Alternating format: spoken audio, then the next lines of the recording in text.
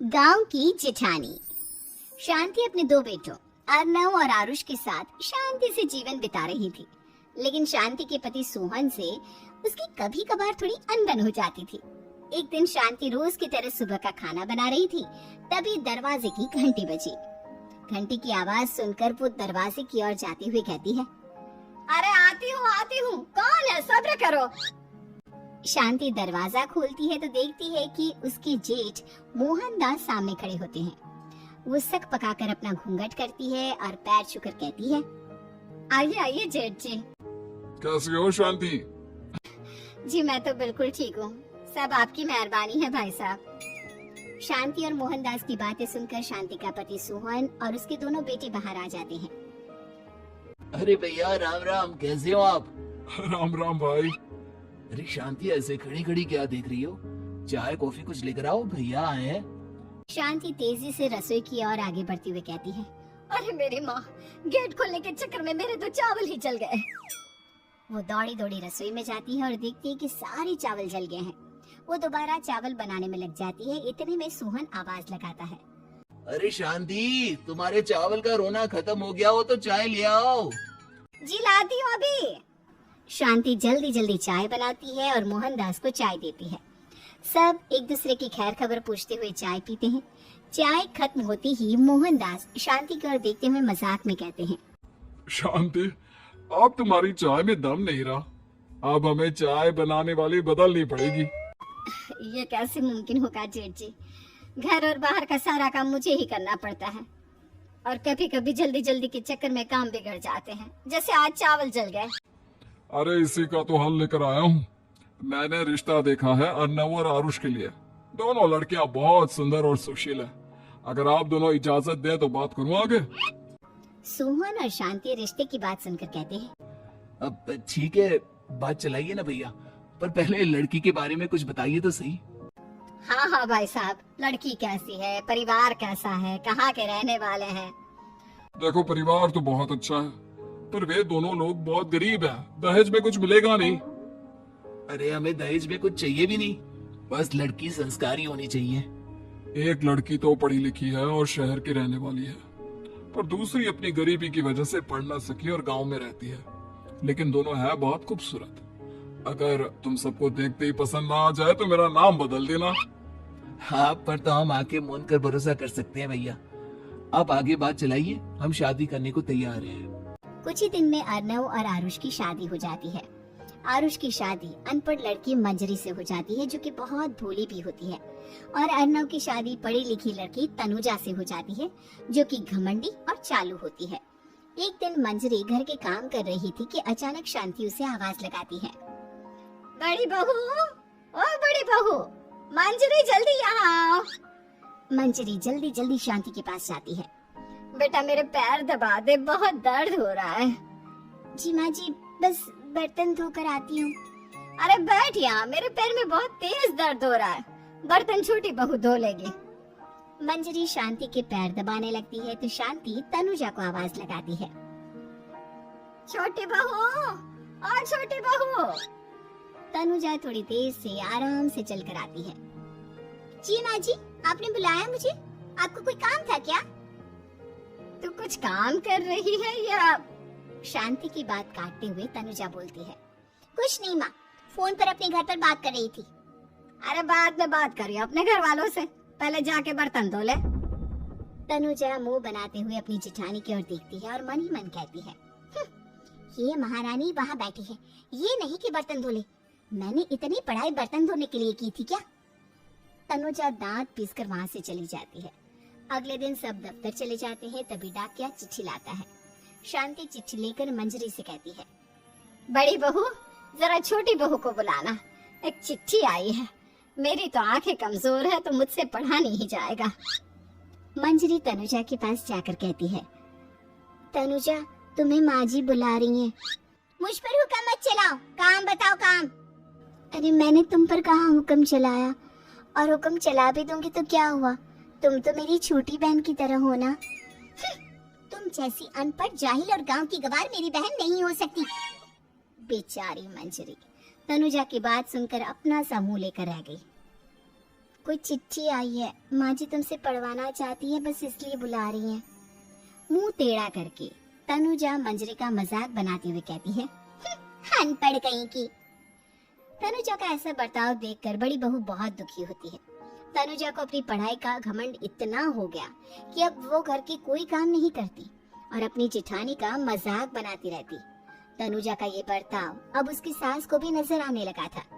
एक दिन शांति ने अपनी बड़ी बहू से कहा, मंजरी, तनुजा हर समय तुम्हारा मजाक उड़ाती है, तुम्हें गुस्सा नहीं आता क्या? आता तो है माँ जी, लेकिन मैं क्या करूं? जब भी उसे कुछ बोलती हूँ वो और भी जली कटी बातें मुझे सुनाकर चली जाती है। मैं उसे अपनी छोटी बहन की तरह प्यार करती हूँ, लेकिन उसके दिल में मेरे लिए कोई इज्जत नहीं। बहू, तूने वो कहावत सुनी है, जुल्म करने वाले से ज्यादा जुल्म सहने वाला अपराधी होता है। मंजरी अपनी सास का इशारा समझ जाती है।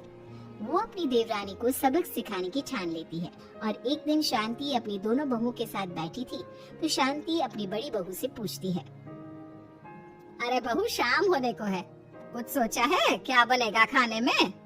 माँ जी, मेरे तो सर में बहुत दर्द है आज। मेरी प्यारी देवरानी ही कुछ अंग्रेजी खाना बनाकर खिलाएगी।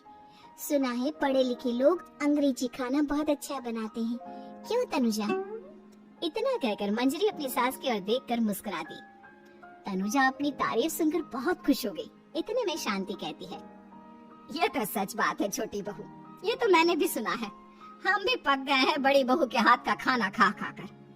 तनुजा, तुम्हारी माँ भी तो तुम्हारे खाने की बहुत तारीफ करती है, आज हमें भी खिला दो कुछ अच्छा सा बनाकर। शांति की बात सुनकर छोटी बहू और आसमान पर चढ़ गई, पर उसे ये कहाँ पता था कि उसकी सास और जेठानी उसे सबक सिखाना चाहती है। तनुजा अपनी तारीफ सुनकर खुश तो बहुत होती है, पर सोचने लगती है, मुझे तो कैसा भी खाना बनाना नहीं आता, अब मैं क्या करूँगी? अगर मैंने इनको सच बता दिया तो मेरी सारी इज्जत मिट्टी में मिल जाएगी। अरे छोटी बहू, क्या सोच रही हो? खिलाओगी ना अपने हाथ का अंग्रेजी खाना? छोटी बहू हाँ में सर हिला देती है। अचानक से उसके दिमाग में एक आइडिया आता है। मैं इंटरनेट से देखकर कुछ बना लेती हूँ, मेरी वाहवाही पूरे घर में हो जाएगी। मुझे कौन सा रोज रोज बनाना है। माँ जी, आज आप सबको ऐसा खाना खिलाऊंगी कि। इतने में शांति छोटी बहू की टांग खींचते हुए कहती है कि पता नहीं कैसा खाना खिलाओगी, ए ऊपर वाले हमारी रक्षा करना। इतना बोलकर शांति और मंजरी दोनों जोर जोर से हंसने लगते हैं। अब तनुजा रसोई घर में चली जाती है और खाने की तैयारी करने लगती है, पर उसे रसोई घर की चीजों के बारे में तो कुछ नहीं पता। जैसे तैसे सारी चीजें निकालती है और इंटरनेट पर देखकर खाना बनाती है। कुछ ही देर में सब लोग घर आ जाते हैं। अरे सुनते हो, आज का खाना हमारी छोटी बहू बना रही है।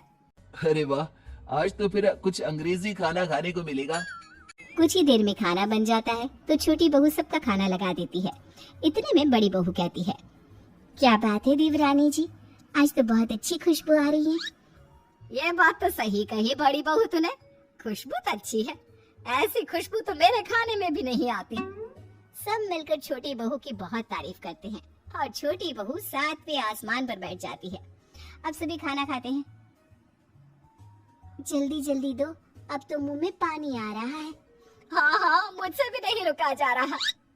जैसे ही सोहन एक निवाला खाता है तो उसकी आंखों से पानी आने लगता है। ये देखकर शांति सोहन से पूछती है, क्या हुआ जी, खाना इतना अच्छा बना है कि आंखों से पानी आ गया? सोहन चुप रहता है और धीरे धीरे से खाना शुरू कर देता है। इतने में सोहन छोटी बहू से कहता है, बेटी तुम भी तो खाओ, तुम क्यों रुकी हो, खाना सच में बहुत अच्छा है। ये कहकर सोहन जोर से हंस देता है। फिर सब खाना खाने लगते हैं, लेकिन खाने में नमक और मिर्च तेज हो गई थी। तनुजा से कोई कुछ नहीं बोलता, बल्कि उसे भी खाने को कहते हैं। जैसे ही छोटी बहू खाना खाती है वो पानी पानी कहकर चिल्लाती है, पानी, इसमें तो पानी। ये खाना तो सच में इतना अच्छा बना है कि हमारे साथ साथ देवरानी जी भी इसके स्वाद को कभी नहीं भूल पाएंगी। सही कहा बहू। तनुजा को अपनी गलती का एहसास हुआ और उसने अपनी सास से कहा, माँ जी ये मेरी गलती नहीं है, इंटरनेट पर दिखाया था कि 4 चम्मच नमक और मिर्च डालने हैं। अब मंजरी को भी मौका मिल गया और उसने तनुजा पर तंज कसा। नाच न जाने आंगन टेढ़ा, हर जगह अपनी पढ़ाई दिखाती हो, दूसरों का मजाक उड़ाती हो। अब पता चला ना, हर चीज में पढ़ाई काम नहीं आती। और तुम तो शहर में रही हो, तुम्हें तो मुझसे भी अच्छा खाना बनाना आना चाहिए ना। बेटा, अगर तूने ठीक से सब सीखा होता तो आज तुझे शर्मिंदा नहीं होना पड़ता।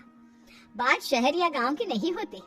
मंजरी गांव से आई है, लेकिन उसे घर का काम करना और खाना बनाना सब अच्छी तरह से आता है।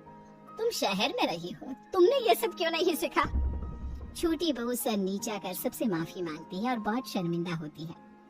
दीदी, मुझे माफ कर दो, मैंने आपको बहुत बुरा भला कहा, पर आपने मुझे हमेशा ही माफ किया। आज मुझे अपनी गलती का एहसास हो गया है। अब दोनों बहुएं मिलकर घर का काम करने लगी और एक दूसरे को अपने गुण बांटने लगी। मंजरी ने अपनी देवरानी को खाना बनाना और घर का काम करना सिखाया, वहीं तनुजा ने भी अपनी जेठानी को पढ़ना लिखना सिखाया। शांति और सोहन ऐसी बहुएं पाकर बहुत खुश थे।